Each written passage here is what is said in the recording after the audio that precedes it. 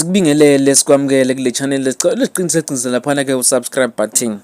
Uqinisekisile uKennedy Mdletshe obe ngunobhala omkhulu weqembu le-NFP ukuthi ke usejoyine ke iqembu lomkhonto wesizwe party. uKennedy Mdletshe ekhuluma ke nesiteshi somsakazelo omphakathi ke Ukhozi FM uhleleni abasiki bebunda. uKennedy Mdletshe ubeke ukuthi ngeke impela aqhubeka abe yilunga le-NFP ngoba usebonile ukuthi i-NFP ayibisebenzile abantu abamnyama abahluphekile. Eqhubeka ekhuluma lapho ke khona esho ukuthi ke usafisa ngisho ukuthi ahamba ayoxhumana nalowo wangumongameli wakuleli umnumzane Jacob Zuma ukuze azoxolisa ukuthi bahambe bayohlala naye bakhulume naye bamthembise ukuthi bazosebenzisana neqembu lomkhonto wesizwe party ke ukubumba uhulumeni okubusa kubambisana ke esifundazweni saKwaZulu-Natal. Imbuzi intatheli yakwa-SABC ukuthi ke kungabe ke uzele isikhundla eneqembini lomkhonto wesizwe party.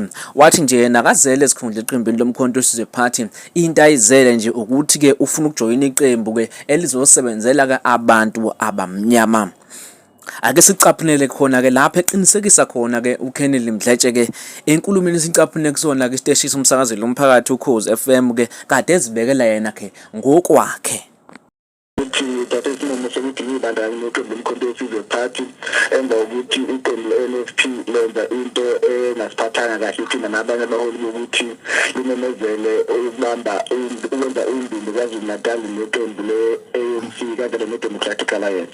Isona sizathu nje mthamo sokuthi ngithatha isinqumo sokuthi no ngisho i-NFP ngijoyine iqembu lomkhonto wesizwe ngenxa yokuthi lona qembu njengamanje likhombisa iy'mpawu zokuthi likhathalela abantu abahluphekile abantu basemakhaya kakhulukazi. Kushuthi usuloku NFP usuvele wazi usuza ku-MK.